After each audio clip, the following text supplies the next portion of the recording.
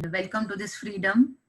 And I thank you again, once again, for to Villeparle CP Study Circle and Janam and Mehul Dhruv to uh, having me here on for sharing of some my knowledge and views on certain topics of Companies Act, which is very close to my heart. And I think in the free India, what we are in on 74th year of independence, we have learned during this COVID, no, we are not independent, but we are independent of each other. We are depending on each other because that's how the spreading of COVID has affected all of us. And that's how independence, when we are on independent and depending on each other, we behave more sensibly, we behave with more responsibility, and that's how we don't harm each other, because in the harm to others we know that's harming us also. So that's how we are more responsible. And I have yesterday heard, or I heard somebody saying that the freedom, I just read it out what he said, that eternal vigilance is a pride of liberty what we are enjoying. So that always we are to be vigilant, and as a professional we all are very vigilant what is coming up on the various amendments with the change in economy.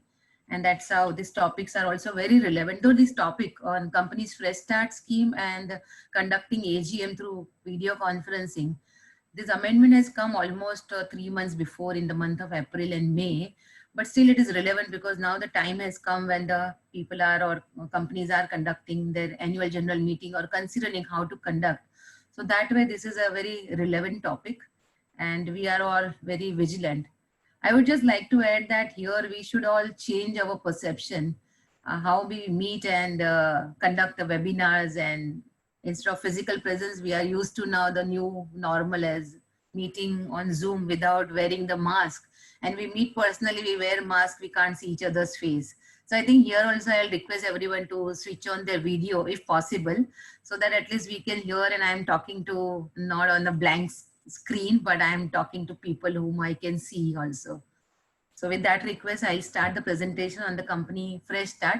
And I think we will take this forward after the one topic. If there is a question answer, no, we'll take that question answer and move to the second topic. I think that format is okay, Janam? Or you want to keep everything on the end? No, means if you are fine with that, because normally we do is we complete the presentation first and then we take the question answer, so that there can be a flow of question answers coming. Sure. In the between. If any participant has any question, they can just type in the Q&A tab.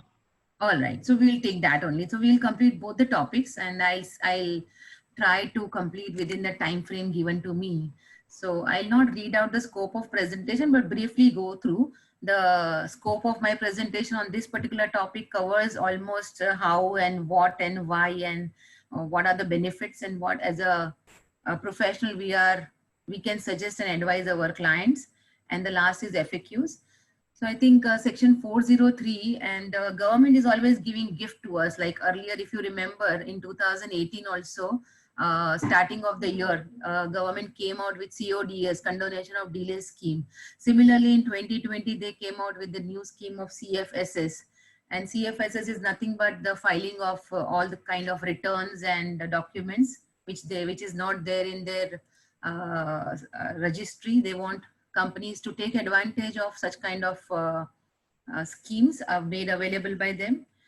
So every company, internationally, globally, everywhere, companies are responsible to file their annual return and balance sheet in time with the registry, with the ministry, whatever you say, ministry as a regulator or you say as a facilitator, but everybody globally, they all file their returns because that's how it's a public domain, it would be available. And in India, we are aware that under 1956 Act also, and our Companies Act, we file balance sheet annual return, and the filing fees was normal, very nominal, 600 to maximum was 12 times, so 7,200.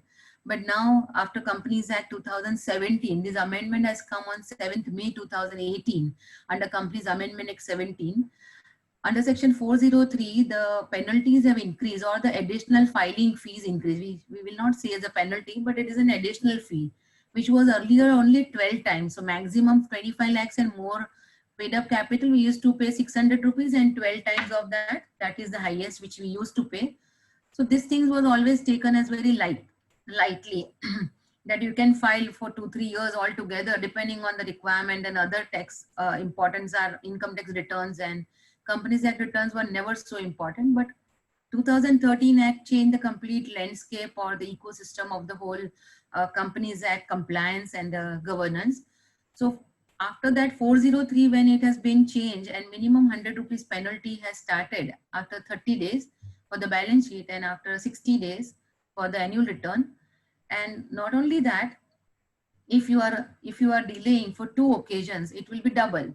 So that has made life very miserable. Like, people have to file for balance sheet almost 30-40,000 rupees a year, and then annual return also more than that. So approximately a lakh of rupees in a year if they delay. And if the company size is very small, nobody can afford such kind of penalties or the additional filing fees. And where these powers have come from by the government has a section 460 is a power given under the Companies Act, where central government can come up with such kind of a scheme where there is a condonation of delay also as possible, and they can waive off. But at the same time, irony is that the same section also empowers central government to withdraw such kind of a condonation circular. So the question can come whether we should rely on such circulars. It is not a notification. These are all circulars. And whether these circulars are valid, can we take a proper shelter under that? It is enforceable, not enforceable. So let's see the history also. So earlier there are 2 or 3 amnesty scheme came in the 1956 Act, also under in 2010, again in 12. Under, we consider Companies Act 2013, there are 2 schemes government has given. One is CLSS, that is Company Law Settlement Scheme, which came on the 15th of August 2014, where government has just simply said that you are liable to pay only 25%, not completely. I think somebody want to ask some question. Somebody has... You can continue. I'll ask them to type in the Q&A. Okay.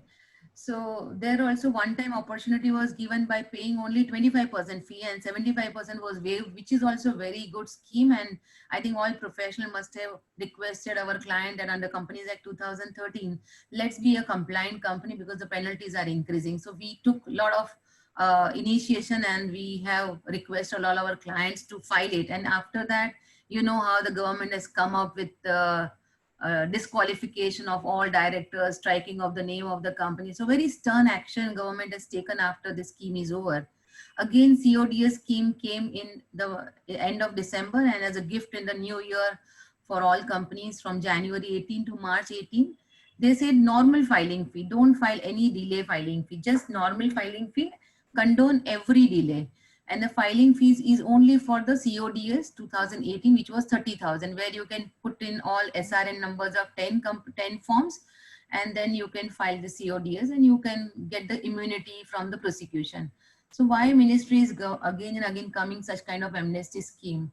I think we all know approximately there are 20 lakhs companies in India, and out of 20 lakhs, 6-7 lakh already striked off. So balance companies also, there are lot of data is not there in the central registry with the Ministry of Corporate Affairs under MCA 20 registry. So they are giving opportunity again to the corporate to come forward, comply, bring corporate culture, transparency, and having all the data in their public domain. So maybe as a drive of Ministry of Corporate Affairs for ease of doing business, or for gathering all the data which is likely to be it should be available with the facilitator or the regulator like MCA, so that there are minimum vanishing companies and scams, whatever they can avoid, or they can track the scam early. That's I think their intention, and that's how with that intention MCA is coming with the schemes every 2nd or 3rd year. So this new scheme of CFSS, that is Companies Fresh Start Scheme, they came up on March 30th, 2020 in the mid of COVID-19 pandemic. And MCA has given is a golden opportunity because there was zero filing fees. There is, I mean, zero additional filing fee. There is only filing fees.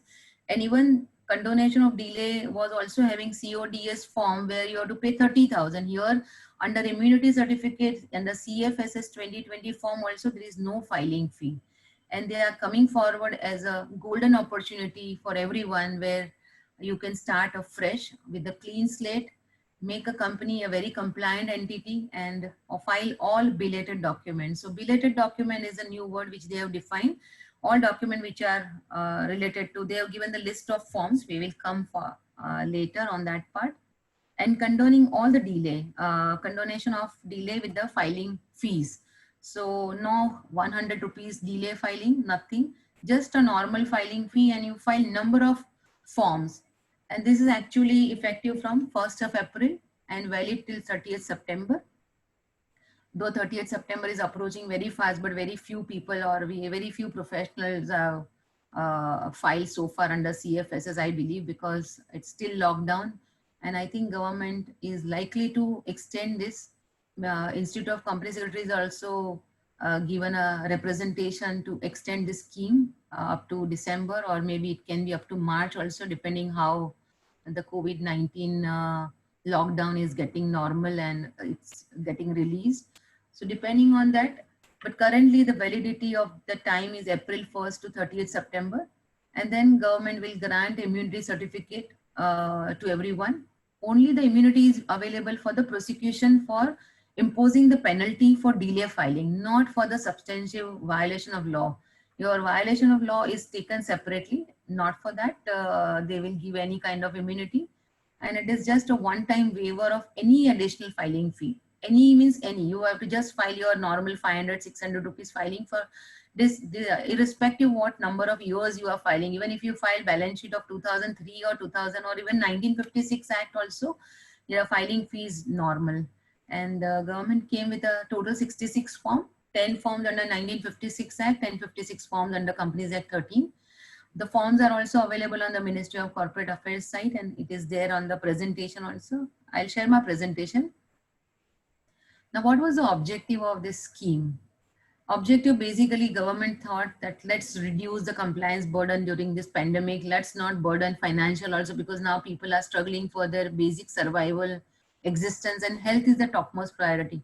So let the compliance be taken as a backseat and not to push entrepreneurs and company, corporate or SMEs or small companies to pay heavy burden. And let's clear the ministry's registry with the updated data. It also incentivized the compliance also, that let's do compliance and let's take this compliance very seriously and take the filing and bring the record bring the balance sheet and annual return on record. Let's update the MCA records also, and opportunities also being given before taking any stern action. So tomorrow the stakeholders or the corporate should not say and come up that we have not been given opportunity. So we have seen that after every such kind of amnesty scheme, government is taking some stern actions. Like we have seen in 2014 after CODS, after CLSS 14, strike off the name and the disqualification of more than 3 lakh number of directors were out of the DIN number, or the DINs were blocked for 5 years. So this kind of stern action, before they took any stern action, they given definitely an opportunity. This time the timing is wrong actually. This is a compliance burden. I'll talk about what are the, it's a wrong timing, why and for what reason. So let's see again what is the duration. So during April to September, company can file all kind of belated documents except SH7, which is for increasing capital, and SH charge 16. I think this number is wrong. It's 138 and 9, 148 and 9. And those are all charge related documents for which there is a separate scheme which has come up after 17th of June. So except these two forms, two kind of forms, they are saying you file everything in the normal filing fees, and all defaulting company then should apply within 6 months. That is from October to March, you apply for the immunity certificate under CFSS 2020 form, which will come after the scheme is over. So currently it is not there on the system.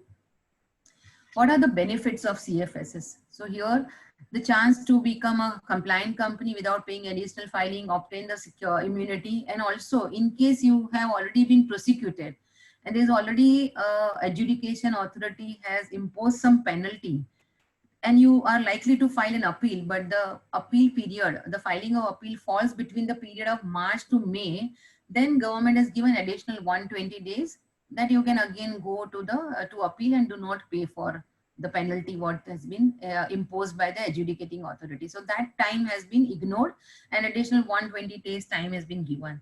And withdrawal after the scheme is over and you obtain the immunity, government will withdraw all kind of prosecution for particularly that compliance which you have done with respect to only the penalties of delay filing, not beyond the violation of substantive law. That's the only flip side here, and the benefit is you can for the similar penalty you will not be levied any further penalty. So under this circular number 12 of 2020 dated 30th of March, government came up with this CFSS scheme, and this circular defines what are the certain definitions. So they define company. So the definition says as per section 220, a company which is incorporated under the Companies Act or under previous law. That means in this circular, they have not covered the foreign company. But when we see the form, the list of form which is there on the public domain on the MCA side, it covers various forms FC 1, 2, 3, 4, certain forms which a foreign company having branch or liaison office or project office, they can file. So those forms are available. That means they want to extend the benefit to the foreign company also. Even in the ministry's seminar, webinars with ICSI, Mr. Narayan, Mr. K. Narayan has come, and he also said that foreign companies can take advantage. So I think we should ignore about the definition of company and advise our foreign client also to take this benefit under CFSS, because there the penalties are very high and the filing fees are also quite high. This definition part also covered which companies can be said as a defaulting company. So defaulting company which are in default of filing any document, statement, returns, including the annual statutory document with the MCA registry. These two definitions are part of the circular. So defaulting company. They also said what are inactive companies. So there are two parts under the circular: defaulting active company and defaulting inactive company. So we see defaulting inactive company. So inactive company is defined as per section 455 under the explanation. It says company which has not been carrying on any business or operation, which has not made any kind of a significant accounting transaction during last 2 years, and which has also not filed 2 years balance sheet annual return with the ministry or anybody. So these are the company which are inactive. They are not doing any action. And significant accounting transaction, again, if you go to the explanation of section 455(1), it says this kind of 4 transactions are not part of significant accounting transaction. Even if you do this, the company does this, like payment to the registrar, payment to fulfill the filing of requirement of Companies Act, or allotment of any kind of a security, or payment to maintain their office and record is not part of their active business. So these are inactive company where other than this kind of accounting transaction is done, then only it can be said that they are doing significant accounting transaction.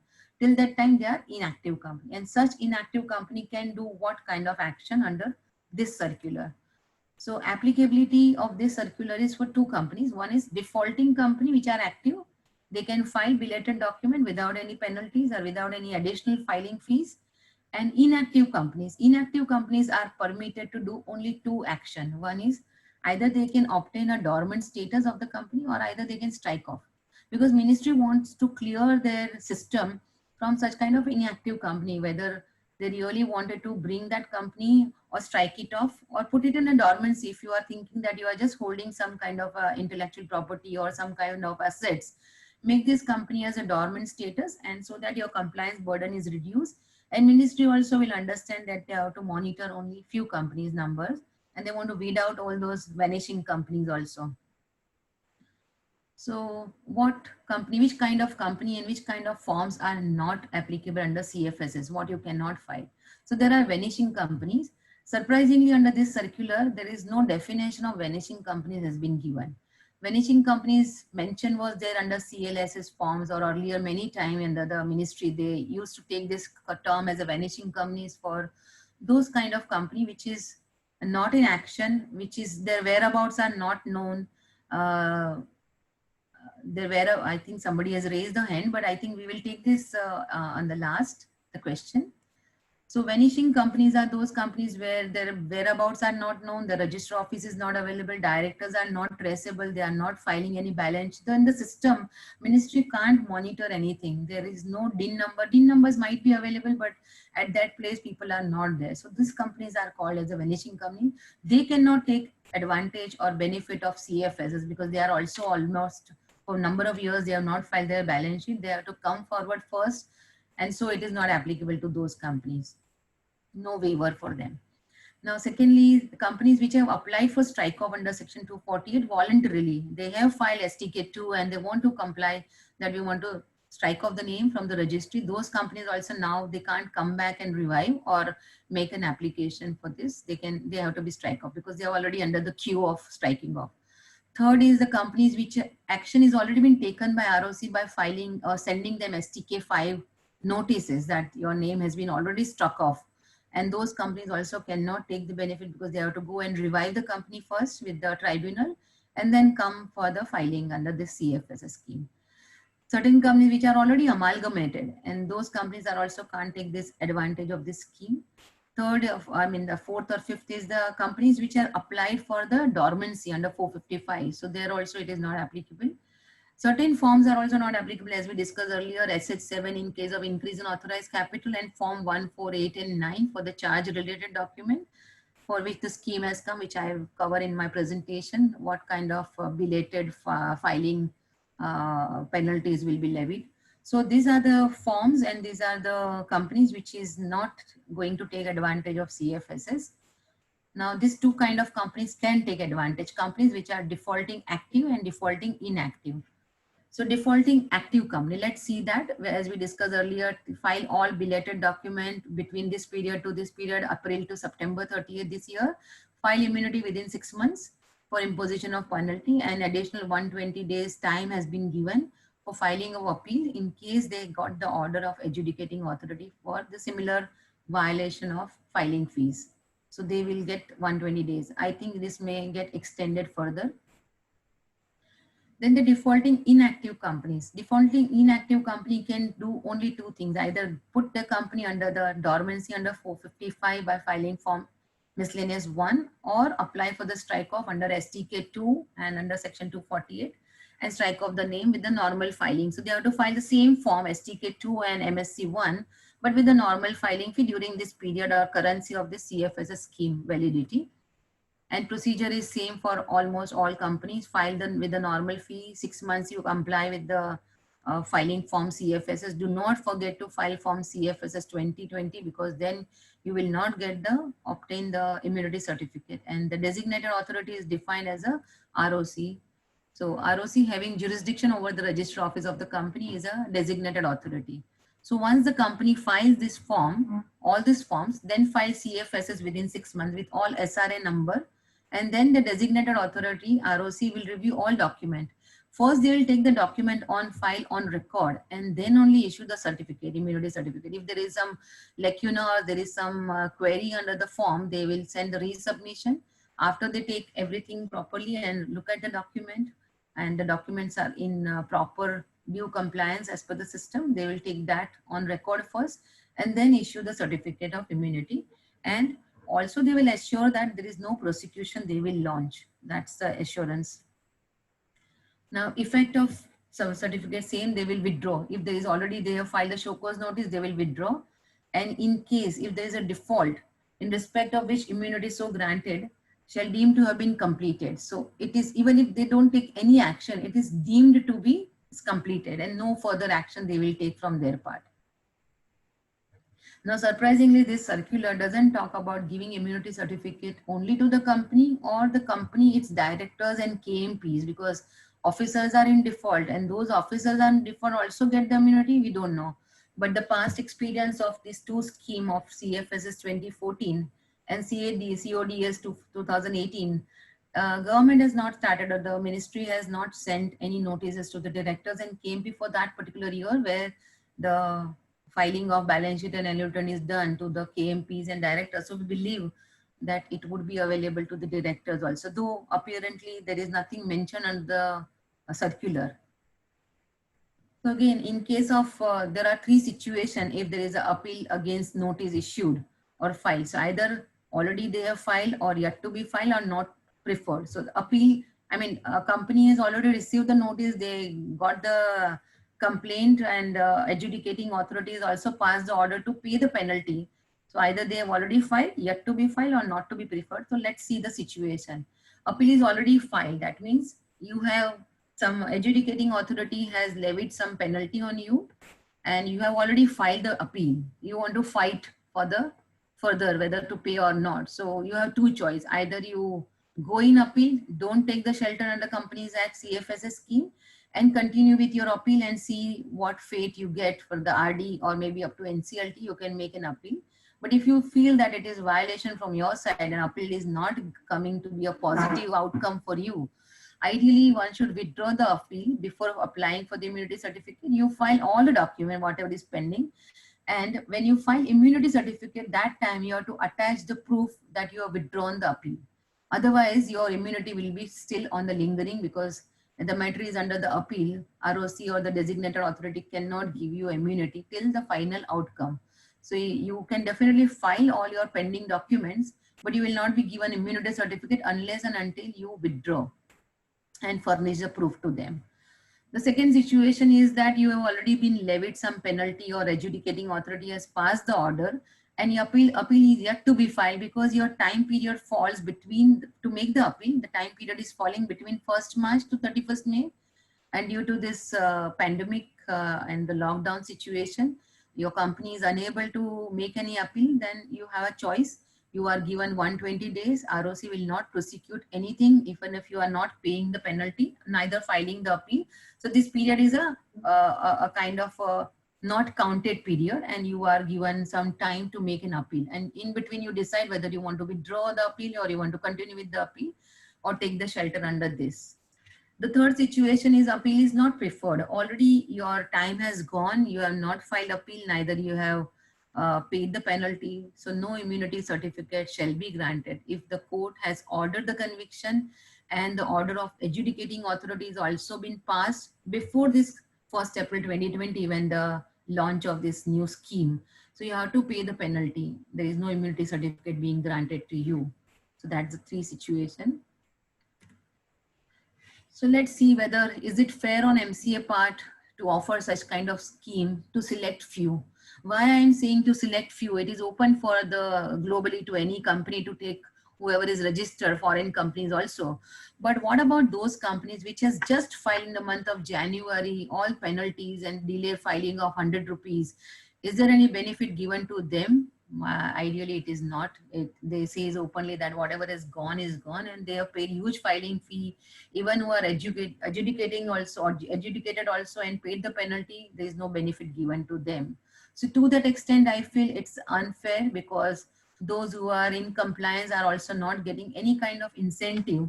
So people should either wait for the amnesty to come again and again, which I doubt. This may be a last amnesty under the new 2013 Act, I believe. And we cannot give advice as a professional to any client to delay. So definitely those companies have delayed and they have paid the penalties also. So there is no refund provisions under this new scheme. This lead to an unfair situation that late filing appeal also is only 120 days additional given, not more than that. And unfair because it's not clarity that directors and KMP are also immune. From past two experience, we can advise client that you are immune, but we can't guarantee them. There are chances.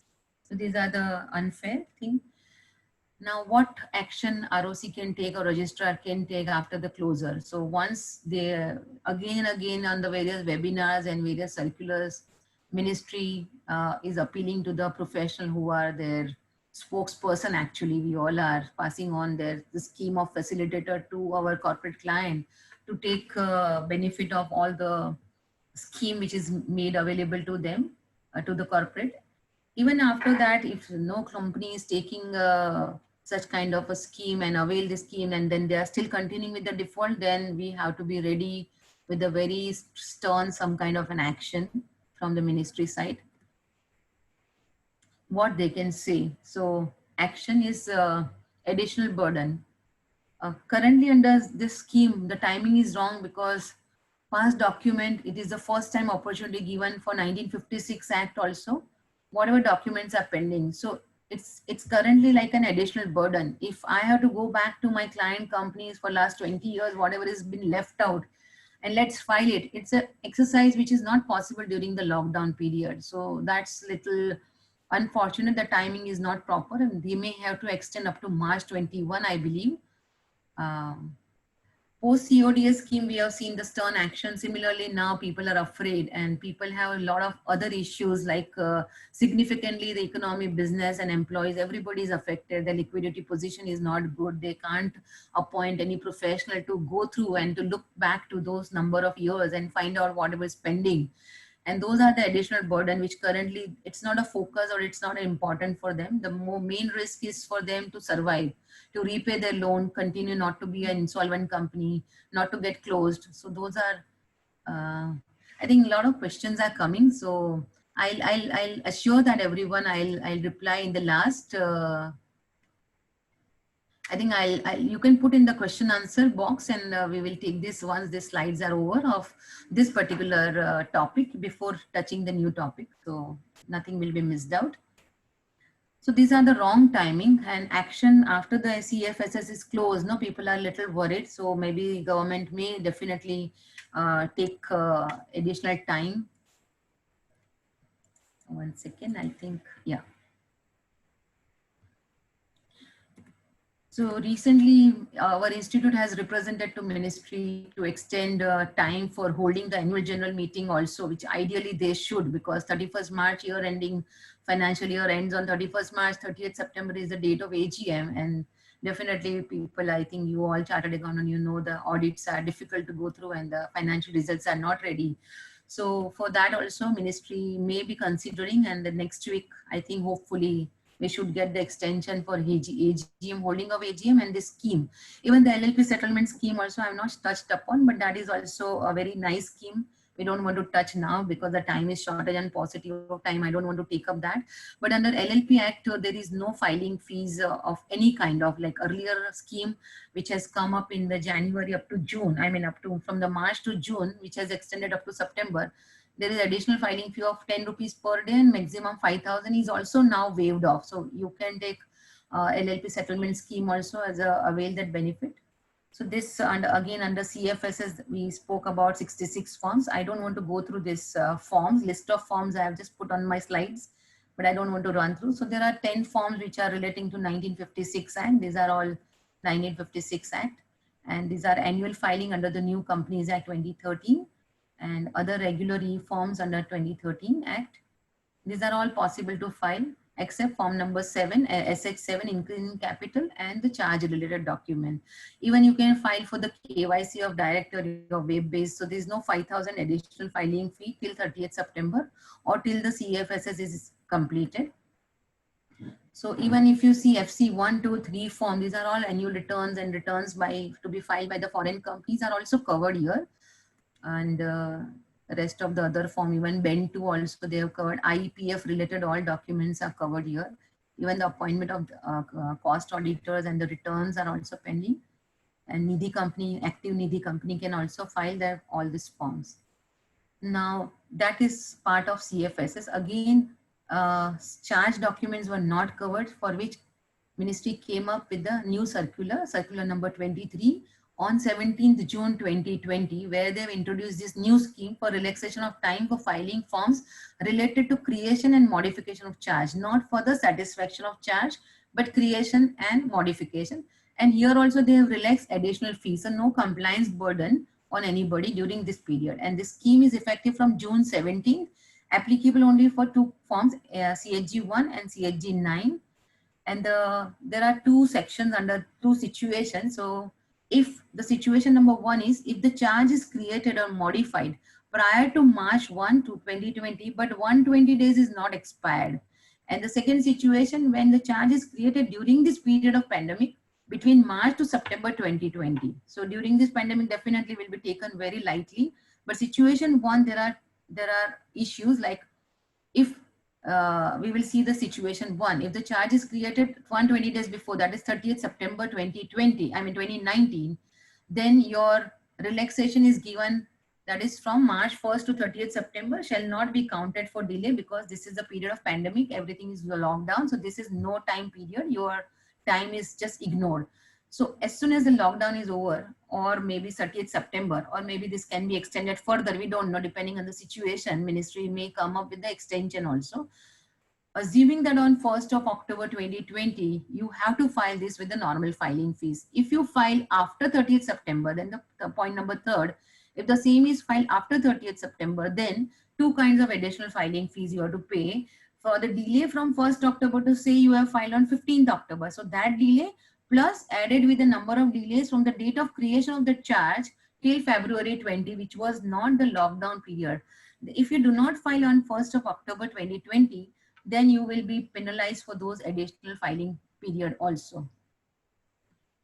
And situation number two, where your relaxation, your charge is created during the period of pandemic, during the lockdown period from March to September, definitely you will be given a lot of liberty. You can file anytime after 30th September, but at the same time, if the number of days delay after 1st October, and if you are filing on 15th October, those number of days will be counted, but the earlier period is not counted here. So these are the benefit which is available.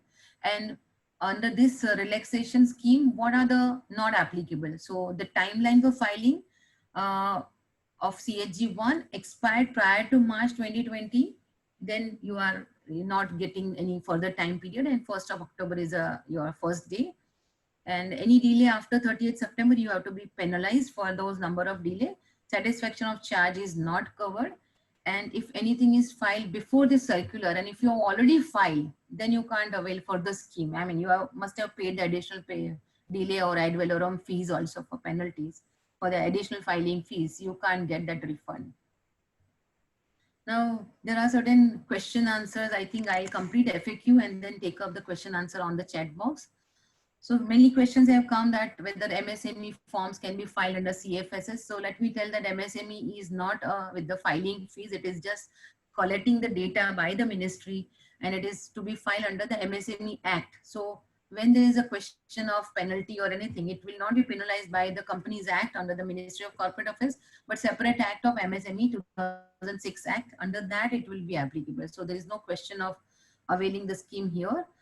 Can the benefit be availed by the director for updating their KYC documents? Certainly, yes. These forms are covered, DI3 KYC and DI3 KYC web-based also.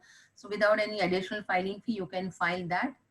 Question is, MGT 14 not filed beyond 300 days. Can the same be filed under CFSS? Yes, you can file, but before that, you have to file a condonation. I doubt whether CG1 has been completely waived off, though there is nothing mentioned. Even ministry, when we have had the seminar opportunity to talk to under the webinar with the regulator, they are of the opinion that you have to file CG1 also, and you may have to expedite. They may expedite and they may condone the delay also, and then you can take the benefit under CFSS. But currently we have to wait till MGT 14 is getting filed. I have not filed personally, so I don't know whether it's going through or not beyond 300 days. Then is this scheme is available for foreign companies? Yes, though circular doesn't define the company, but the forms are there, and that's what I'm saying, that circulars, whether it has a binding effect or not, they withdraw sometimes, they give benefit, then they, so it's but if it is beneficial to the corporate, definitely they should avail the benefit. Next question is there any relaxation in filing form for the appointment of director when they are disqualified? Very sorry, Arod, it's not available for those kind of disqualification. Those directors which are disqualified, they have to appoint another director from the promoters, and from the back end of the ROC, they will appoint a new director. And then the company can take benefit of CFSS, but the ROC will not waive off that. No disqualification will be removed. Yeah, the next question is, if the the status of the company under process is of strike off, can they avail? No, because company already got the STK 5 and the ROC has striked off the name of the company. So only thing you have to go under section 254, 252, go to tribunal, revive your company and then file everything. And that also within the time frame of the currency of the validity of the scheme. Now, if your status of the company is dormant and you have not filed earlier period, can you make? Yes, you can make. First, you have to change your status from dormant to active and then file everything, all the document. But there may be some practical difficulties I see here because dormant company to revive and within the time you have to file a lot of practical, maybe you can find some issues there, but definitely it is doable. Can disqualified director remove the disqualification? No, the disqualification directors are, this scheme is not for the disqualified director and that's still under the Supreme Court and final outcome is still pending. So certain note to be taken about the whole scheme. Ideally, when you complete all your filing, pass the board resolution that you have passed so and so, filed so and so resolution, I mean forms under this scheme, and somebody is authorized to file form CFSS. You have to ensure that form CFSS 2020 should be filed. You should not ignore, otherwise you will not get the immunity. So that's a priority. You do not forget, because CFSS form is currently not on the system on the ministry. It will appear after the scheme is over. Now, second thing, you can advise all kind of your client, OPC, private, public, Nidhi company, producer company, NBFC, even foreign companies to take the benefit of this scheme. This scheme does not cure the defect of the disqualified director. As I said, that you have to appoint from the back end some other director and avail the scheme. Scheme is not for any kind of form of name availability or incorporation related documents. So it is purely for the filing of various other forms. And if you have already filed form AOC 4 or the balance sheet earlier period, and it is already taken on record, now you want to revive, then you have to go to the ROC, put this mark as a defective and then go and file the fresh form. But experience with ROC is not easy to get the form as a defective. You may have to go to the tribunal and get it revived as per in Bombay ROC.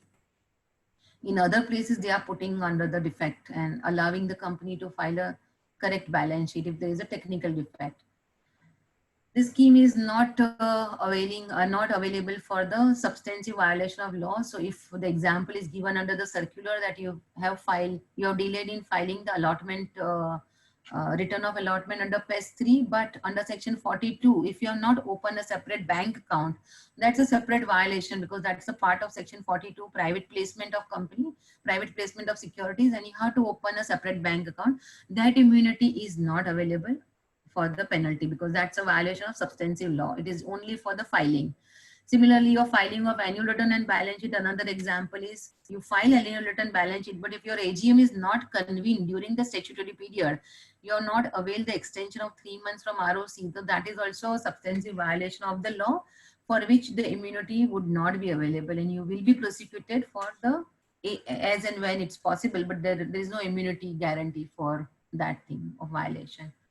Again, the last note, forms are available for IEPF. Company which is undergoing CIRP, corporate insolvency resolution process under IBC is also allowed to take the benefit because the insolvency professional can put his signature and he can avail this benefit.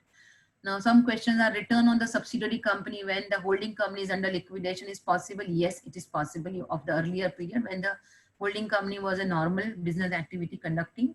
So it is possible. Even project companies and branch office, everything FCRA numbers are there. You can take, and even needy companies can take the benefit. Refund is not possible. Forms, I think we covered everything.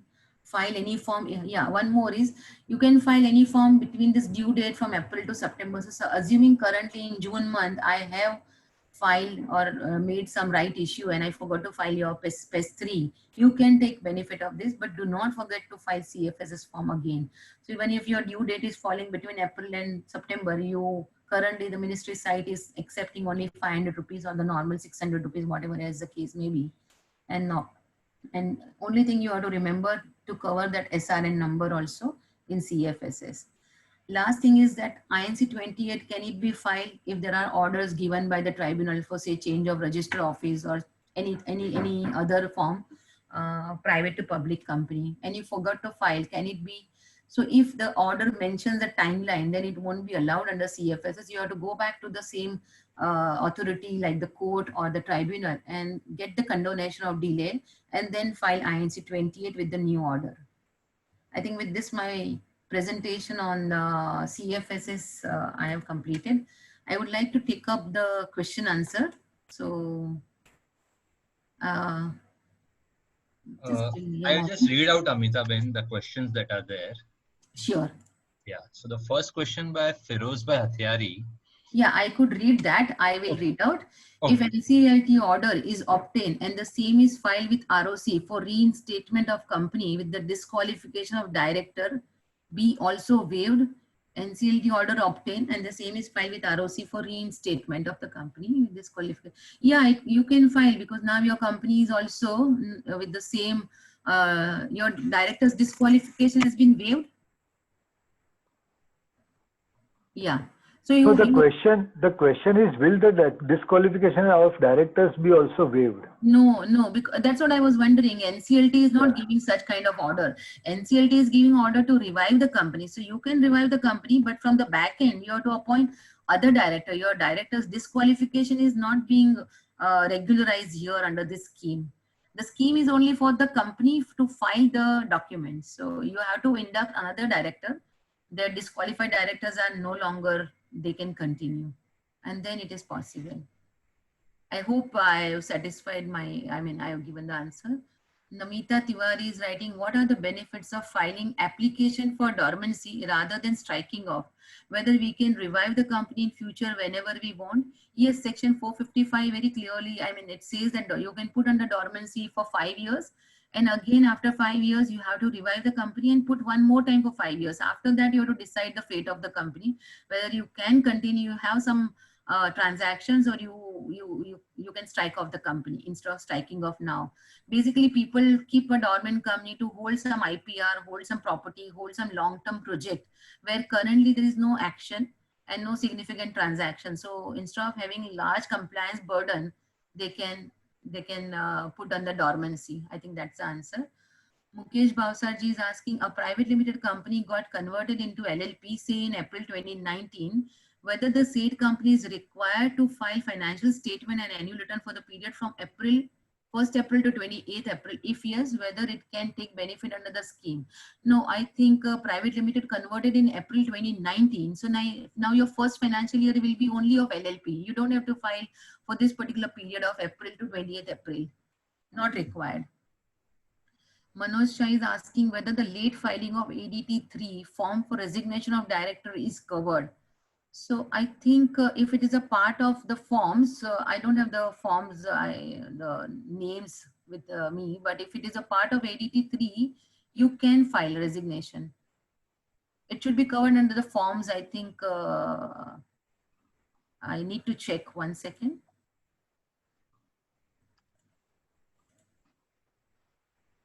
I think you can check on the MCA website also. I can't open my slides again. If it is a part of scheme, you can. I think some ADT 1 and 3, I don't recollect. If it is not, then you won't be able to. I think with this, the questions are over. For this part, the questions are over, which the participants typed. Sure. So if there are any other questions, we'll take it in the later half. Sure. Yeah. So I think with this, I'll share my. Yeah, Riddhi is writing, yes, you can consider ADT 3 also. So I think ADT 3 must be part of the scheme. So you can. Just give me a moment. I'm just sharing the screen.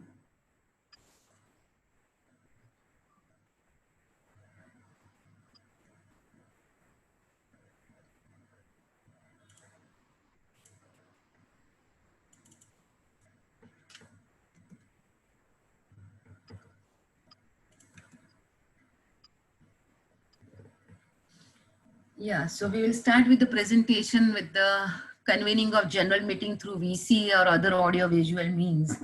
I think with this, the time is very relevant for all chartered accountant and company secretary to be geared up for conducting AGM.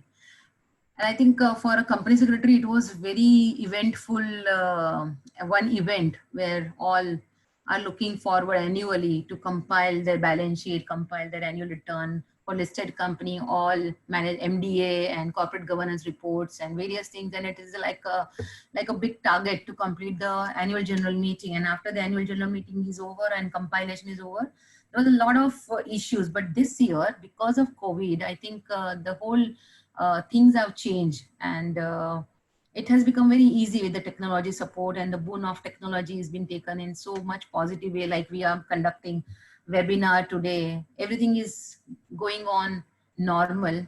Only thing, there was a pause. There is a pause currently. We are all introspecting with our own self, how we are doing and what we are doing, and the pace has become slow.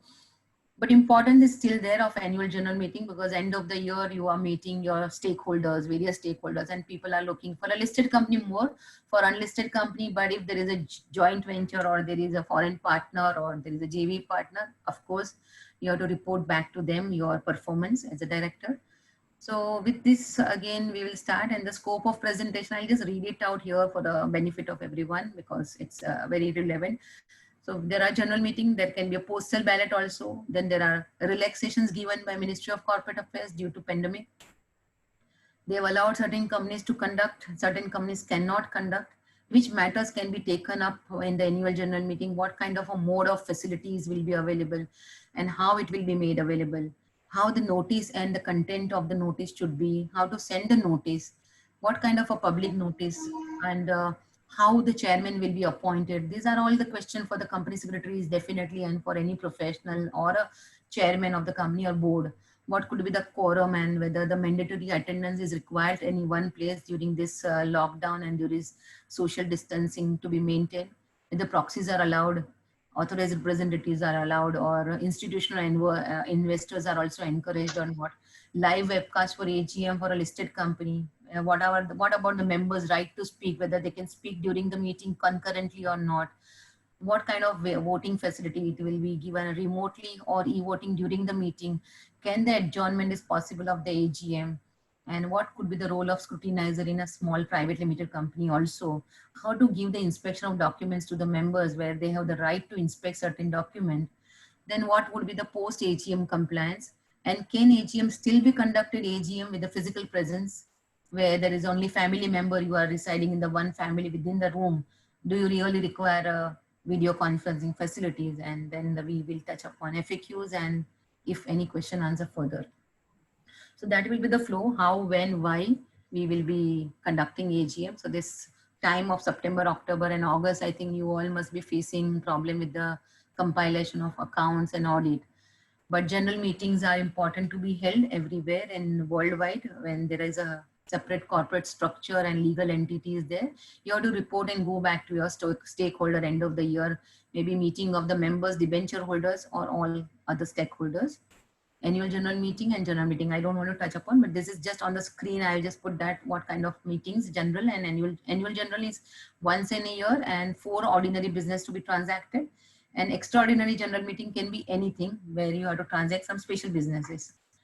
And annual general meeting, as per section 96, says that within 9 months from the end of the first financial year, and subsequent AGM within 6 months, and minimum gap should be between the 2 AGM should not be more than 15 months. So all those companies where 31st March 2020 is the last financial year ended, we have to do 6 months. Within 6 months, you have to conduct the AGM, and that is 30th September.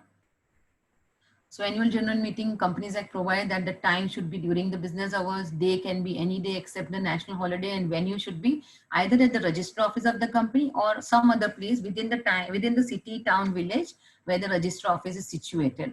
Exception is that unlisted company may hold their AGM any other place if the consent in advance has been taken from all the members by electronic mode. Then they can have any other place than the register office. But now during this lockdown period, how it will be possible? Similarly, for the EGM, it was mentioned in section 100 of Companies Act 13, that meeting of the members other than AGM is EGM. It can be convened by board, by member on requisition, and board on the request of member requisition, or by the tribunal. NCLT also for the merger acquisition, for various other things, restructuring, they call the separate meeting, is a court convener or the NCLT convener. There also the time is during the business hour 9 to 6 any day, and the venue can be ideally a place in India, exceptionally that for the wholly owned subsidiary of a foreign company, it can be outside India also if the parent is outside. Otherwise, it has to be in India. It can be anywhere, not necessarily where the register office is situated is not mentioned and specified. Now, resolutions can also pass through the postal ballot. That's a provision under the Companies Act. The company shall, for certain item which has been prescribed by the central government, it is mandatory for certain companies where there are more than 1,000 members. They can convene through postal ballot. I mean, they can transact the business through postal ballot, or company may in respect of any other than ordinary business. For the ordinary business, it has to be an annual general meeting, and you have to conduct, you cannot take that through the postal ballot. Or any business in respect of which directors or auditors have right to be heard at the meeting cannot be transacted by the postal ballot. Similarly, under the circular Ministry of this, we will take it forward, and 8th April, they have taken that business cannot be transacted under the video conferencing also, where you have you have to give a right of opportunity to be heard by any directors or auditors. So that means the removal of directors and auditors would not be possible through video conferencing. That's a contradicting view. Some people are saying that video conferencing also you can give an opportunity of being heard, but ministry circular very clearly says categorically that it cannot be transacted through video conferencing. So where the business, where somebody has to have the right to be heard, cannot be transacted. So, and also when you are doing transaction through postal ballot, you can, I mean, there are companies which are mandated to give remote e-voting. They can conduct through postal ballot also up to 30th September instead of calling the annual EGM. And same way, they send the notice also by email, give the remote e-voting, and remote e-voting will keep open for 30 days. Unlike for the annual general meeting, this can be for the longer period. That's how the postal ballots, the whole things are given under the Companies Act. So people may think about, instead of EGM, they can have a postal ballot also. And the ballot is not required to be sent through post office. It can be by email. Notice can be email.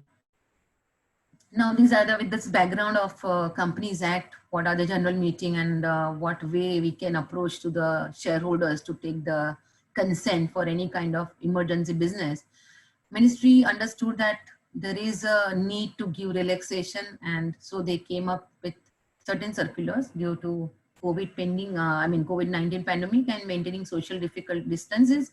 It is difficult for company to conduct and gather people in the physical way, where people cannot be gathered in any one venue as per the Ministry of Home Affairs. So ministry understood immediately and came out with relaxation.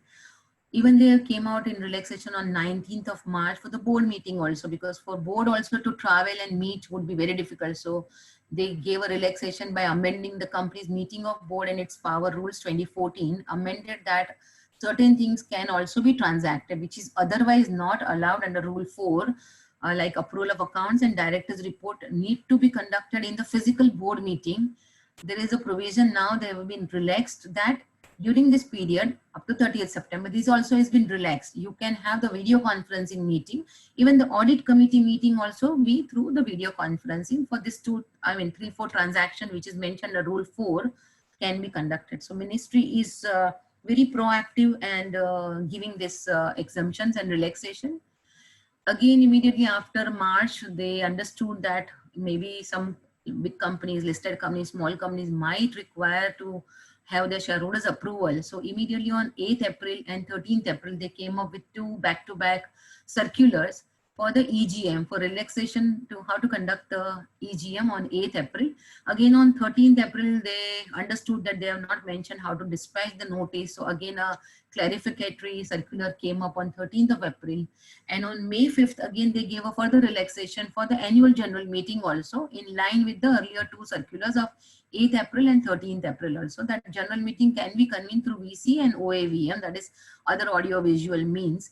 And this circular of 8th April and 13th April provide a framework, provide the outer guidelines and modalities that how you can conduct your meeting, where fairly the opportunity is also being given to the members for participation, and with the support of technology at the same time maintaining the distance use of technology, you can have the maximum participation, because interactive participation is a must in the annual general meeting. So this kind of relaxation, they have tried proactively to address all the questions and all the kind of issues which may come up for a large company. So these are various circulars. Circular 14, 17, 18, 20, and 22. So 14 is 8th April. We discussed that conducting AGM. Then 13 is a clarificatory. Again on 21st April, they have further allowed such companies where the December is already the financial year end and they have to conduct their AGM by 30th June within 6 months. So understanding that the timeline is short now, in April 21st, they gave a relaxation that these companies, without approaching to ROC for further period of 3 months, they have allowed AGM to be conducted by 30th September. With this circular, I am very hopeful for the ministry to come up in very near future by 21st August, saying for those companies where 31st of March 2020 is a financial year ending, they should extend the time to December 31st, 2020, hopefully. And I'm looking forward to such kind of positive move from ministry. And with the representation also being sent by Institute of Company Secretaries, it should likely to come next week. Then circular number 20 says in the same modalities of 8th April circular and 13th April circular. May 5th circular says AGM can also be conducted in the same way like the modalities given for the EGM. Then circular number 22 came, which they say that extension of time for EGM as per 8th April circular, they have given up to 30th June, which is now further extended to 30th September. So up to 30th September, all companies are allowed to conduct their annual general meeting and extraordinary general meeting by video conferencing. No need to have a physical presence. Now the questions are coming up whether these circulars have any binding effect or not. So I have gone through one beautiful article which the source is mentioned below. Bharat Vasani ji has written a nice article. He mentioned in that Section 119 of Income Tax Act gives specific power to CBDT to issue such kind of circular, whereas under the Companies Act, there is no corresponding provisions available which empowers ministry to issue such circulars which is not in conformity with the law. They have the right to issue circulars, to issue orders for clarification for something else, but which is not in conformity with the law. Can they issue such kind of circulars? That's a question. Again, it says that circular has more binding effect than the press note. Press note can be just a guideline like DIPP, which keep issuing about the guidelines of foreign investment scenario in India. But that's a press note, that's just a broad guideline, whereas circulars are on a different footing. It has little binding effect because there is a intention of the government and it is a binding. But at the same time, it also discusses about that they can withdraw also. And we have seen number of such incidents in instances where government has come up with something and then withdraw something. And so it is a contradicting. The two circulars are also not on the same footing sometime, and it keeps on creating more and more confusion. So Supreme Court also considered this question in this one cited case of Chief Settlement Commissioner Punjab versus Om Prakash, wherein the Supreme Court clearly laid stress on the salient principle that a circular in conflict with the statutory provision cannot prevail over the statute. So promissory estoppel also is not applicable because here the circular is in conflict with the provision, then it will not. But in the same article, Bharat Vasani ji has given this concluding remarks and thoughts that there is no provision in the empowering the ministry. At the same time, judicial pronouncement also is saying it is non-binding. So for any major decisions, particularly when the circulars are not conformity with the act, please be very cautious and please take advantage, if it is in your benefit, with taking the note that it can be withdrawn tomorrow. What will be your position? So with that background, I think the circulars are currently having, we will take as an advantageous position, because otherwise companies cannot conduct their AGM and EGM. So we take this as a positive way, and ministry will not withdraw and they will allow openly. So let's see extension of time for holding the general meeting for 31st December year ending. They already have 30th September. Whereas under the circular 20 of May 5th, ministry surprisingly has mentioned this way. They have not given any grant for companies whose financial year is ending on 31st of March, and instead they are writing that such companies should prefer application before ROC for extension of time for holding their annual general meeting, which is very surprising because so many number of companies will keep filing their approvals, I mean application to ROC, and the filing fees are high. And during this time, the relaxation should come proactively than the pushing them. But that's how the way Circular 20 reads is, they mention clearly in May 5th, but considering the situation, I'm sure the extension would be available. Now we will see which kind of, I think question answer, you can keep adding question answer. I will take in the last, if possible, please. So companies which are mandated to conduct their AGM through VC. So certain companies under rule number 20 of the Companies Management Administration Rules, listed companies and companies having more than 1,000 members are mandated to provide remote e-voting for more participation under the Companies Act 2013. So already technology boon was already there, and the blessings of technology is made available to participants, to the members to participate. So now, which are the other companies which are not mandated to conduct their AGM with the video conferencing, I mean with the remote e-voting, but still they can. So such kind of companies where there is neither company, companies having share capital, and three kind of company not having shareholders, share capital. All are not listed company, all are having less than 1,000 number of members. So two situation, all these companies should have at least half of its total number of members. So if you are having 50 members, at least of 25 number of members, 25 people's email address you should have.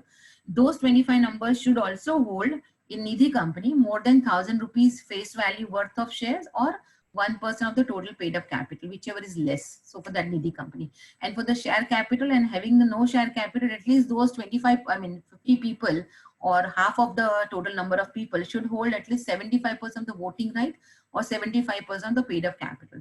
This provision has been given so that your maximum participation of the really people who are getting affected should participate. And that's how the threshold is both numbers and percentage of their voting right and the voting power. These kind of companies can still conduct AGM through VC because they have their email addresses of those people where they can send link and everything. Now, matters which can be transacted in the AGM. AGM is only for the 4 ordinary business for during this current period, and matters which are very much unavoidable. And that's what the board decide, that it is unavoidable and it has to be put before the shareholders. Such emergency, unavoidable special transactions and special business only can be considered by the video conferencing facility, either EGM or AGM, other than ordinary business. What are the modes available? So I think NSDL and CDSL both, but I think NSDL is currently giving the service of both e-voting and video conferencing at the same time. You don't have to log into system. You can log in through NSDL. Once you log in through NSDL, you can also participate, and at the same time, you can also give e-voting during the meeting, during the currency of the meeting. That's been with the NSDL. And companies which is small kind of a company which is not giving remote e-voting, they can also have the meeting through various other platform like Cisco, Zoom, Zoho, Google Meet, GoToMeeting, such kind of. Zoom meeting also has little bit of 45 minutes, it comes up, you have to buy or you have to keep adding. That's a little limitation, but I think all this kind of facilities are available for a small company to have the video conferencing. Currently also we are doing on Zoom, so it's possible. So what kind of facilities to be available, to be made available to the members when you conduct AGM through VC? And companies which are mandated to provide e-voting. So always AGM is a communication two-way. So it's not a one-way dialogue. It is both. The company members can also ask questions to the chairman and to the board of directors or the company secretary. At the same time, concurrently, they can pose a question also. Ease of participation by providing some helpline, because everybody may not be so technologically aware. So they can always call somebody and help, they ask their help. And so the helpline number would be made available. for a big company where it is mandated to provide e-voting, the capacity should be at least of 1,000 members to participate. Whereas you must have seen, or many of must have attended also Reliance and other companies' video conferencing AGM. It was smooth and very, I mean, it was fantastically conducted, and it was possible. So that's experience people are facing this year, and this being the first year, all people are experiencing that how to conduct meeting electronically, and there are no precedents. So it's a new learning, new experience. So that's how it is. For the large company, it has gone smoothly. So for others also, it can be handled very smoothly. Capacity is possible, more than 1,000, and first come, first serve basis. For certain exceptions are there, we'll come to that also. And the recording of the meeting and providing transcript on the website is also required, mandated by those companies which are more than 1,000 members and with the listed companies. So they have to immediately put the transcript on the website. They also should allow 15 minutes before the time of AGM to join, and 15 minutes after the closure also. They will not close down the link, and people can continue for 15 minutes after the AGM also. Now for the company which is opted for such meeting, and they are not mandated compulsory, but now they want to conduct the meeting because they have email address, what is threshold available, 50 numbers, 50% of the members in number, and the percentage more than 75, and a needy company. Those companies, they can avail this benefit of conducting AGM through video conferencing or other audio visual means. Same way, they should have to give two-way communication. Members can pose their question concurrently during the meeting. There will be ease of participation, and they will be given helpline numbers also, so they can talk and take the help.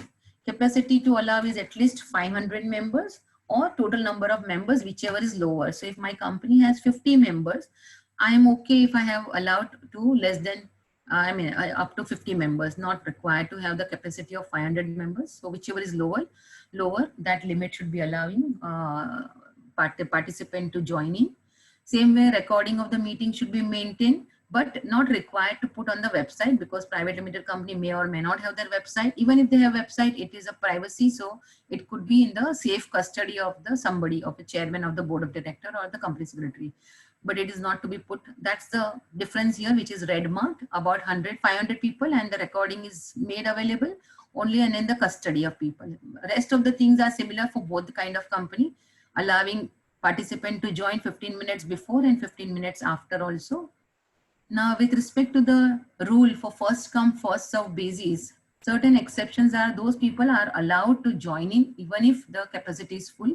For them, there is no first come, first out. So there are large shareholders holding more than 2%, promoters, institutional investors, directors and KMP, chairperson of audit committee, NRC, and the stakeholders and relation committee, and the auditors. They are allowed disregard of the capacity, both kind of companies. Now, company need to also comply with the article of association. So when this kind of circular comes, normally people just should not forget that they have the different provision in the article of association. The circular do not override the article of association. If their article provides something that who can be the chairman, how the quorum will be considered, who will be, whose approval, nominee directors or the investor directors approval you have to take, mode of dispatch, except of course the postal dispatch is not possible, and the time period before, how many days. In normal 21 clear days, but some article provide 40 days or 45 days before. So you have to comply with this provision of the article. You cannot overlook that. So this is just a trigger that do not forget to comply with your article also. Now, what could be the content and the notice of AGM? So Companies Act says that 21 clear days before the date of AGM, you have to dispatch notice and all the documents. All the documents, including the annual report, the whole report should go to the shareholders, other than the shorter notice. If there is a shorter notice consent by not less than 95% of the members for the AGM, you can have the shorter notice. Otherwise, 21 clear days notice is required. Generally, what is the content for this particular VC video conferencing meeting is, you have to mention the date and time of the AGM. And while considering the time, the chairman has to take, or the board has to decide what time would be suitable for the convenience of people positioned in the different time zones in the globe. The shareholders may be across the globe. So they have to find a time which is convenient for other people also. It should not be that there it is midnight and here it is early morning. So they fix the time thinking about that how it would be more convenient for more participation of the members. So that's a guiding thing. It has not been mandated, but they have to consider definitely for the benefit of the largest stakeholder. Number 2 is the notice is not required specifically to mention the venue, because there is no venue for the AGM. It can be anywhere, no venue, but SS2, Secretarial Standard 2 says the venue is to be mentioned, and so the notes to the notice to be mentioned that Registrar Office of the company may be deemed or considered to be the venue of AGM, though it is not mandated under the circular, but still we have to mention somewhere in the notes that it should be deemed to be a venue of the AGM, the Registrar Office. And a statement should be there that this meeting of annual general meeting is through VC in compliance with the Ministry of Corporate Affairs circular of 8th April, 13th April and 5th May. Then there should be also coverage of instruction how to access the meeting. A clear-cut instruction should be given that how anybody can join and participate. And then the helpline number of the RN, registrar and share transfer agent, technology provider, assistance to the member. The clear number should be given. Statement that the notice is available on the website of the company in the last minute if somebody wants to join. And 2 more things, manner in which members who are holding shares in the physical form or who have not registered their email addresses can cast their vote through remote e-voting or through the e-voting during the meeting also. And the manner in which members can register their email address and also give mandate to receive the dividend through ECS. So these 2 manner how they can register their email addresses should be very clearly specified in the notice. Then details of email address and telephone number for any help assistance, and the facility that you can participate up to 1,000 or up to 500 or the total number of members, whichever is less, depending on the company which is mandated or which has opted for the remote e-voting. Now, how to send the notice. These are the content of the notice. We have decided to convene the meeting. Board has conducted their board meeting through VC. Audit committee has also done. AGM is also ready. Now, how to dispatch. There was a no clarification on 8th April circular. So on 13th April, government came out, ministry came out with a clarification that how to send and to whom to send. Whom to send is already mentioned at the Companies Act, that you have to dispatch to all members, auditors, every directors and the debenture trustees. These are the minimum people to whom you have to dispatch the notice. But how to dispatch is due to COVID-19, it is not possible because post office is also not working, postal ballot also, and the notice of AGM shall be sent only by email to those people who are entitled, which we have seen in the previous slide. And the members to have their email address registered with the company. And those which are having demat shares, they are obviously giving to the depository participant their email address. It is mandated. So from there also company can take help and take the email address of the depository participant from the depository participant, or they also definitely provide for the ways how to register the email address with the company. So they provide some link, some email address and the telephone number where you can contact the company and register your email address. So companies should try and make an effort to obtain email address of all their members and also ask them and request them to provide the ECS mandate for electronic clearing system for the dividend payment also, in case if dividend has been declared in the meeting AGM. So after dispatch of notice, the company also required to give a public notice also, which is a normal course we were doing easily, but now due to pandemic, you have to think about what additional item we have to cover under the public notice. So public notice, same way like mentioned under rules, it has to be published in one in the vernacular newspaper and one in English newspaper as per same rule number 20 of the company's management and administration rules. But few more things to be added here. Here you have to add the statement that AGM is convened through VC or OAVS or the other audio visual means, the date and time of the AGM, availability of the notice on website, and the manner in which company shareholders, if they are holding the shares in physical form, still they can cast their vote electronically, and how they register their email addresses with the company. Those manners are very clearly mentioned under the public notice. Now, public notice by companies which are not generally required to give remote e-voting facility or e-voting, not remote but e-voting, and they are still conducting their AGM through video conferencing. Again, I am repeating this same thing, same slide, that company can conduct their AGM if they have more than 50% number of members email ID registered with them who are holding this threshold limit of 75% of the voting power or the paid up capital, or 1% in the case of needy company. So this company now is opting. Now they have to have whether they need to give public notice.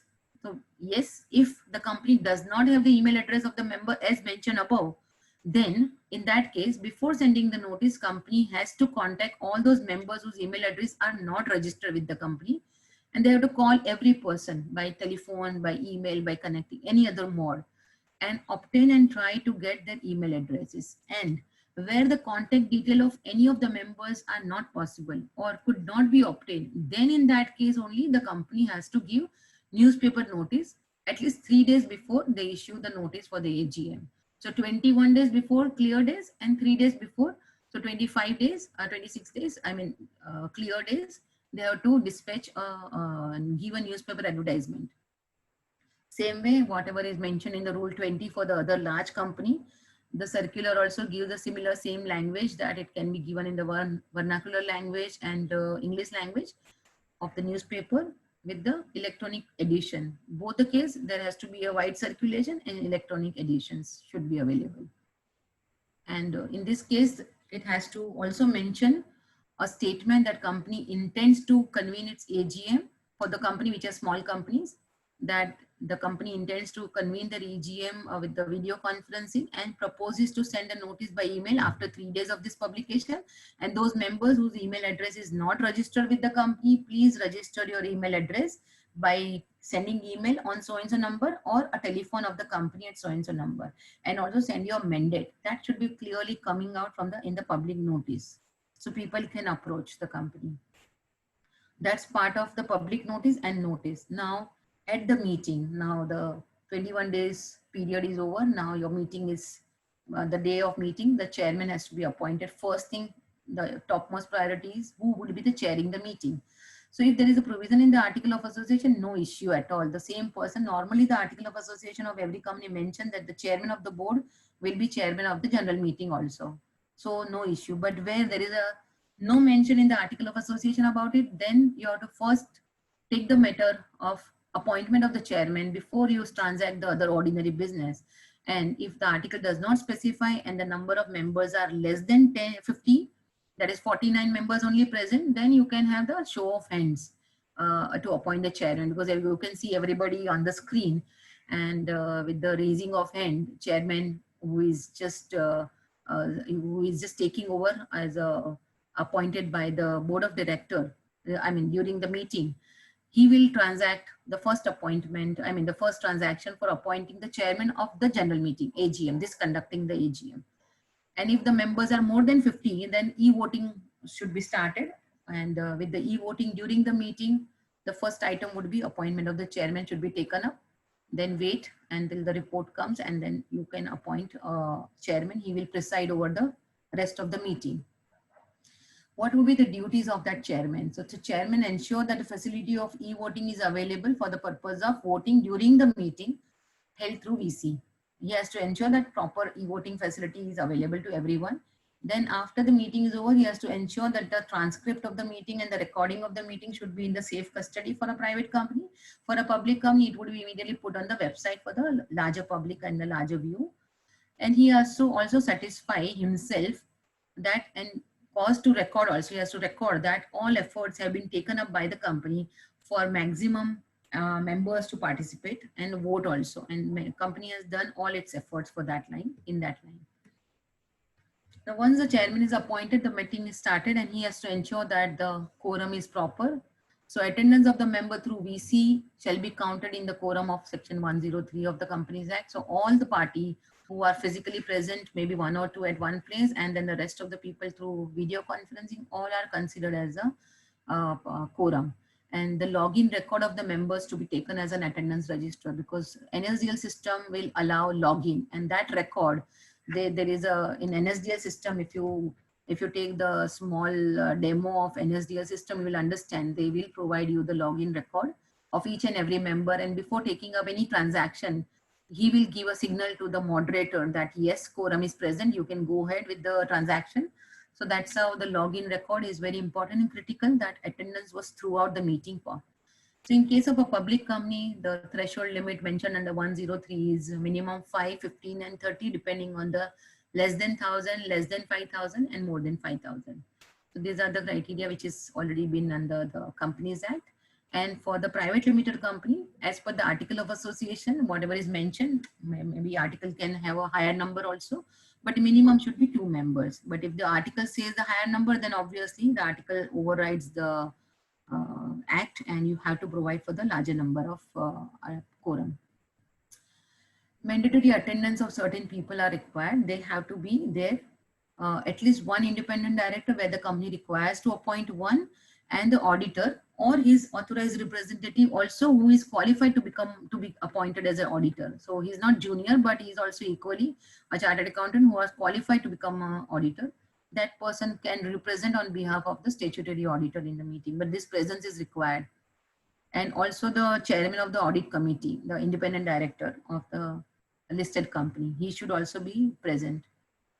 Now, whether the proxies are allowed or not and why it is not allowed. So generally in the statement and the article, I mean, when you dispatch the notice, you mentioned that the proxies are not allowed during the video conferencing because member himself can participate. So there's no point of giving the proxies here. So that the complete exercise of proxy and finding the registers and putting all those exercise of the secretarial department is completely now this year is not relevant at all. Proxies are not allowed at all. Then the authorized representative, yes, they are as good as the shareholders through holding the shares in the body corporate or in the company's name. So pursuant to section 112 and 113 of the Companies Act, they are allowed. They should deposit their board resolutions before participation. And they are given the link by NSDL and they can log in through video conferencing and their participations are allowed. Similarly, institutional investors are members of the company and they must be encouraged to vote and attend the meeting through video conferencing. So they are also allowed. Live webcast of AGM is allowed only for top 100 listed companies and as per the regulation 44.6, but NSDL put it on the website immediately of the company. So anybody, the streaming is possible directly from the website of company. And any shareholders of the company can review or view and enter. Now, members' right to speak, and this is the main important right of members which cannot be taken away by any crisis, under any crisis. So even if this crisis of social distancing, it has to be ensured that members are given enough opportunity to speak during the meeting, that there will be a two-way communication allowed. However, particularly for the listed company where the numbers of members are more, like some Mahindra and other companies, they have more than 30-40 lakh number of members, and Reliance is the highest. So in such companies, while before participation, they have requested the members to raise their query in advance and send them in advance so that they can be ready with the answers. It should not be last minute. The meeting should not be stretched beyond the time. So a lot of questions may come up and maybe some are very common and in one time only the chairman can reply to and address to various questions. So to maintain the flow of the meeting also, the moderator will keep everybody on the mute, and ideally people should participate video on, the speaker off, so that there is no unnecessary noise during the meeting. And company or the moderator or the NSDL people, whoever is a technology partner, can unmute those members on a case-to-case basis, and then queue-wise, their number will appear and they will be allowed a time where they can speak and put the questions forward. Also, they can raise questions under the chat box of the video conferencing facility. That's how members have right concurrently during the meeting to ask the question. Now, this is with respect to the voting, how the voting will happen now. So there are two ways of voting. One is remote e-voting, which has been already given in advance in the meeting, in the notice itself, large company has given, which are mandated to give remote e-voting, and that e-voting facility will be provided and remain open for not less than 3 days, and it shall close 5 p.m. on the day preceding the date of meeting. That's a general. Otherwise also, which is happening till last year, it is also this year also remote e-voting is possible. Now, with respect to e-voting at the meeting, it was votes cast by the member during the meeting through their registered email address to the designated email address of the company, which shall be secured. And this is for those kind of company which is not mandated to give the remote e-voting facility. But the company which has been given a remote e-voting facility mandatory, there also the e-voting at the meeting is allowed through the same NSDL or CDSL platform, ideally NSDL platform, where the e-voting and the VC conference participation is allowed at the meeting. And here NSDL take care that the person who is attending the meeting only can give the e-voting. It is not the other person who is not attending and he's giving the e-voting. So that's being controlled by NSDL, that the person who is logged in through the specific user ID and password given to them, that a person only can do e-voting during the meeting. And for the small size company, e-voting at the meeting should come from the registered email address, which has been registered by that member, to the designated email address of the company. It should be, which shall be secured. So for companies providing remote e-voting, only those members can cast their vote in AGM who have not cast their votes through the remote e-voting and is otherwise also not barred from the voting, shall now be allowed during the meeting also to provide e-voting facility. And this is being controlled by the moderator and the NSDL facilitator. That person who has logged in, they will ensure that he has not cast the vote earlier also through remote e-voting, then only he can cast vote during the meeting. That's the technologically it is possible. It's not a big challenge. So I think we have covered this. Less than 50 members by show of hand, more than members, 50 members. So in company where it's not mandated to have the remote e-voting facility, there less than 50 members, he will not give e-voting. He will say that let's do all by show of hand also. It's possible if there is less than 50 members, but if it is more than 50 and the poll is demanded, then definitely by e-voting through the registered email at the designated email address of the company. And that's how the scrutinizer's role will also come in. And there may be a chance that company may have to adjourn the meeting to count the vote, because the company which are not mandated for remote e-voting, this is the first experience and they are not doing show of hand and they are more than 50 members and they are doing the voting and the transactions through more than 50 members, so e-voting.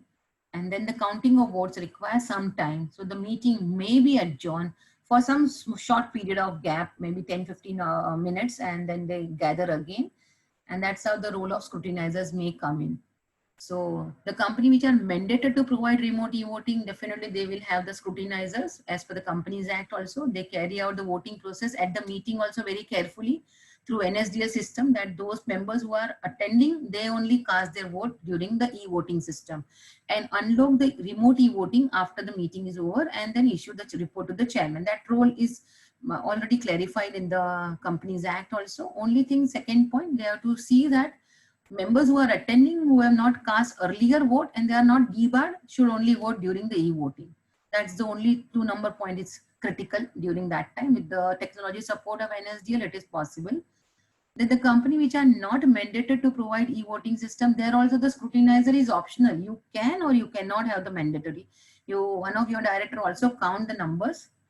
Show of hand definitely it is possible, but when it's a e-voting there also, it is possible. But to provide a transparency and a very unbiased way you are conducting your voting, it is better to have a scrutinizer who is an independent professional, maybe advocate, chartered accountant or company secretary. He can be your scrutinizer and he is counting the vote only through email, which is coming from the registered email address of the company and coming to the designated email address of the company.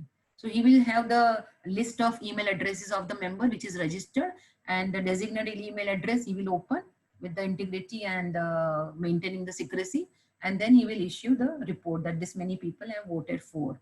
So to that time, maybe the counting of vote requires some time. It can be adjourned. That's the role. Now, with respect to inspection of the document, every general meeting we normally give inspection of all documents, records. So article of associations and other document which is mentioned in the explanatory statement that these are available for, it should be made available. So notice is definitely on the website, but inspection of the document you can give some through electronic mode. Either you can put on the website and whoever requests for the inspection, you can share the link specifically with the password and login ID.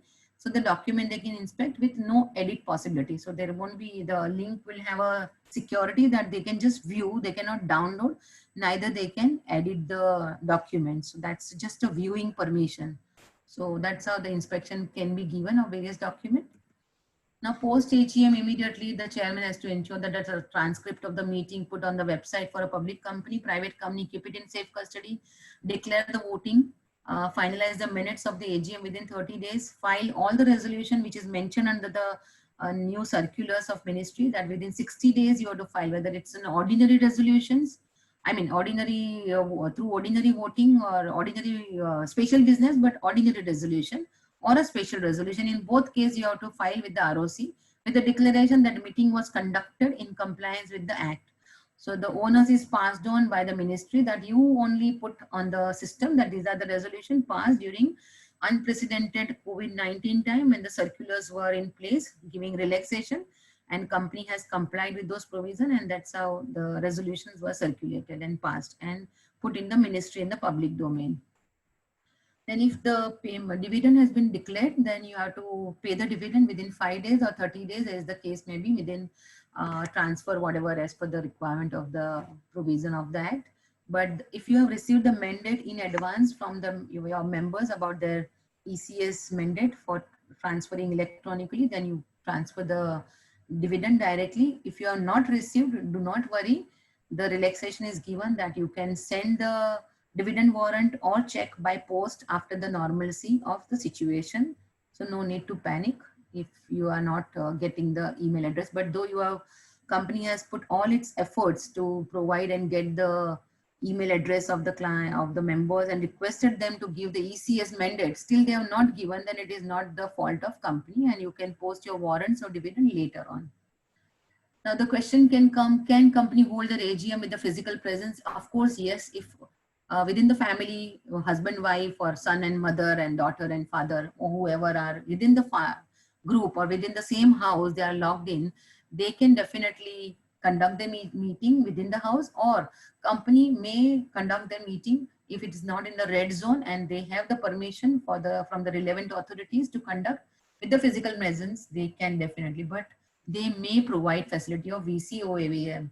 You are surprisingly, it is not been given a word shall, it is given as may provide. So ideally, it depends on the company and its reputation and its procedure, how transparently and how democratic way they want to have the members' view and participation.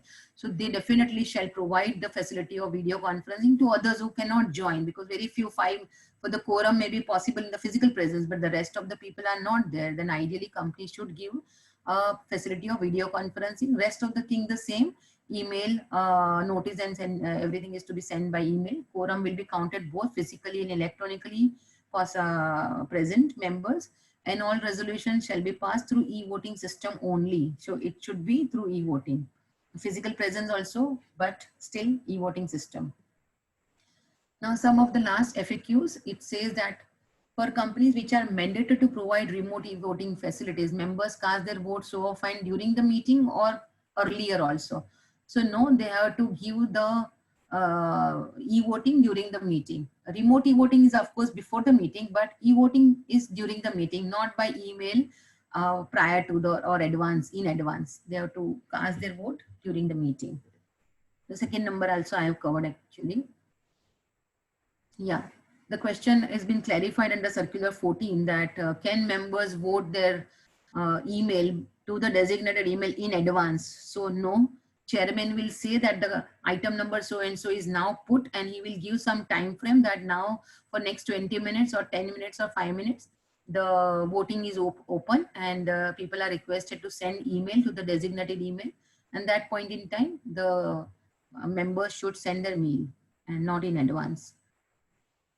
Who will decide whether unavoidable or urgent situation for the currency, for the matter or the business to be transacted? It is a board who is responsible for deciding whether the matter is urgent to obtain the approval or put before the shareholders or not. And it cannot be deferred further beyond the pandemic. And during this pandemic situation also, it is required, then board will decide. What if the part or the whole of the AGM proceeding is not recorded? Now in small companies, maybe due to some technical reason, a part or the whole of the AGM proceeding is lost or not recorded. The question will whether it will invalidate the proceeding of the meeting. Ideally, the answer is no, because the presence is already recorded somewhere that it was. Only thing due to technology, maybe sometime it's a tricky situation again. It's not tested, and it's a first kind of precedent. There's no precedent, and it's a first experience everybody is facing. But ideally, I feel that if the members they have joined and they were party and they are aware that the meeting has happened properly, the recording is not so much relevant. There has to be safe custody. It is all mentioned, but it shall not invalidate. That's my personal humble opinion. I am not sure about it, but I will put before the regulator that definitely people have attended, and they can give something in record. There may be some other way where I can put in a record that who are the members who were present. And that's how my meeting completely, I don't have to redo the whole meeting again. The next question is, can AGM be held beyond business hours for virtual AGM? No, you have to see the time frame within the business hour. At the same time, you have to see and ensure and consider the different time zone of the different participants or the different shareholders at the different time zone. But that doesn't allow you to stretch your AGM at midnight. So in India, whatever is the time which is allowed, that time only the physical meeting should be, the virtual meeting also should be conducted. Can companies conduct virtual meeting on a national holiday? No, even if it is a virtual, but the national holidays are not allowed. Can a company propose resolution for removal of director or auditor? As we earlier also seen that MCA circular of 8th April clearly says that this whole video conferencing facility is allowed only for the special business, which is unavoidable, and also where there is no such resolution where any members have right to be heard, those transactions only. So my again humble opinion is that such kind of removal of directors auditor is not allowed, but there are differences of an opinion. We again have no such precedent, and time will say whether who is right and what is the way forward. So the note is way forward. Companies would like to take the technology help, and they are very happy how the meeting has happened during this year. The large corporate also, they are conducting very seamlessly, smoothly. The meeting has been over for 4 hours, 3 hours, and they save a lot of time, energy, and the money. Cost on postage, cost on logistic for attending the meeting. You imagine directors are coming from various places abroad or in India. So the logistic and the whole department of secretarial department will be so active during this time that they have to take a lot of time of arranging everything, the venue, the cost, the logistics, attending the directors and independent directors. They save a lot of time also, because of video conferencing in 2-3 hours, 4 hours, you are through. Of course, all this exercise, which is before the meeting to typeset the whole annual return, annual report, there should not be error, proof checking. Everything is definitely be there in the secretarial department, but it saves a lot of otherwise the time for other things. It is very convenient to conduct the meeting. It is a smoothness, and you can see and you can hear, you can feel. Environment friendly, you save a lot of petrol and consumptions and unnecessary emission of carbon. More participation of members, because members can log in from anywhere, anytime. They don't have to come physically. The only challenge is member need to be unmuted by the company to speak. Otherwise, they lose their right to speak. So they have to be unmuted. And that's good corporate governance and good transparent company would definitely, it's not a challenge. So with this note, I think my presentation on this video conferencing is also, I'm through. I'll take up the question. Yeah, so I'll take up the first question. Jaman bhai, can I go ahead? Yeah, madam. Yeah. So first question is from CA Narayan Pasri. Excellent presentation by madam and well explained CLSS. Thank you, sir. Another participant asked, EGM did not necessarily be convened during normal business hours. Section 96(2) is specifically mentioned about AGM only, does not apply to any other general meeting. If I am missing something, please enlighten. I think secretarial standard also doesn't say that it is to be convened during the normal hour. It is normally during the business hours only. I will just go through and I'll check and get back to you. I am currently not aware. This government is very proactive and these circulars are issued under COVID time, and I feel that they will be respected in time to come. Yes, certainly government is very, very proactive. Ministry of Corporate Affairs is doing a great, wonderful, maybe under the ease of doing business, the PM office must be having instruction or whatever it may be. But as a professional, I think it is a welcome move that they are coming back. That the question always remains whether the circulars have the binding effect or not. But disregard of that, if it is in the benefit for the corporate, definitely we all professionals should take it in a very positively and support the government to carry out such kind of a CFS scheme also. That's Mr. Narayan was saying that. Mr. Ashish Chai is saying, please clarify that posing of question concurrently is not mandatory. Seeking question by email prior to the AGM is also allowed. Yeah, seeking questions by email prior to AGM is allowed because it's a convenience, but legally they can pose a question concurrently. It is not mandatory. No, it is mandatory. It is a two-way communication, and that's what been mandated, because it's a transparent, it's a democratic way to conduct the meeting. Meeting means personally face-to-face to meet somebody and throw the question across the table. So that right of members to speak at the AGM cannot be taken away by the circular. So circular are also in support of the same situation, that the members can pose a question concurrently during the meeting. Only for the convenience for the large company where the participant may be in number of thousands or lakhs, there it may be difficult. So they are requesting in the notice that members are requested to send a query in advance, but that is not taking away the right of speaking during the meeting. Now that's Mr. Ashish Shah. I hope it's been clarified. Ms. Jigna Doshi is saying, if the auditor does not communicate about their attendance, what should be approach to be undertaken by corporate? Further, non-attendance of auditor in absence of any communication will make meeting invalid. No, of course not. Though auditor is ideally should be remaining present, but during this COVID time, no, you really don't know. Even your independent director in the audit committee, if he is falling sick in the last minute, he cannot attend. That would not definitely invalidate your whole meeting. It will be taken. Then you have to take the right way. What was the reason, and you keep it on record and put it in the minutes. That's how it should be recorded. But I don't think that will invalidate your meeting. Mr. Mukesh Bhavsar is saying, shares are in joint name. First holder is outside India. Second holder is in India. Can second holder attend e-meeting? Ideally, out of two holders, only if the first holder is already attending, the second holder can attend the meeting, but the voting right will get only one person. So he may attend, because I think for the large company, for the listed companies, anybody can, who are the members, they can attend. But the voting, there will be a limitation. He would not be able to vote if he has already done remote voting. And during the meeting, he cannot vote. And if the first holder is available, the second holder can simply attend. He could not, I believe, he cannot vote or participate. Ideally, he should not be allowed also to attending the meeting. For a small company, you can stop him because one person is possible. He's already joining the meeting outside India through VC. You can restrict. In a private limited company, you can disallow. Then also you are right. Jigna Doshi, thank you, madam. Okay, my pleasure. I think the questions, those are the only questions. If I'm missing something, please let me know. I can see only these questions. If any of the member have any further question, they can raise their hands. I think one question has come from Shravan, whether all resolutions are to be filed or only those which are to be filed ordinary business are not filed. No, all the resolutions to be filed, even if it's an ordinary resolution. Special business, ordinary business, of course, ordinary businesses are not required to be filed, only the special businesses. Only for the special businesses.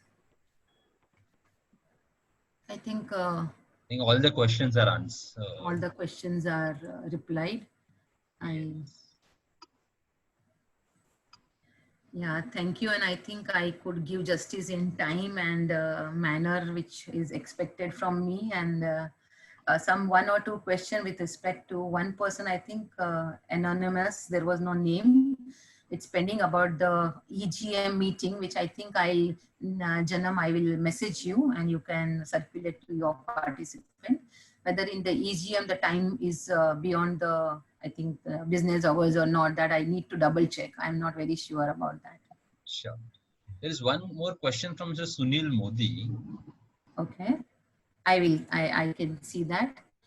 Yeah, cost audit report delay, kindly guide on the same. I think if the cost audit delay is already there in the form of the CFSS part, the forms and the ministry, then you can, otherwise no. I'm not sure, but CA form, I don't remember all the forms name, unfortunately. So you see if it is available, then yes. I think that's the last question. And one question from me. Yes, yeah. Yeah, if the directors are outside India, means there are two directors and both the directors are outside India. So the balance sheet which is audited by the auditor, it will be sent to them for signing. So what happens if that signed report is delayed, coming in India and signed by the auditor? So in that case, how do you go about it?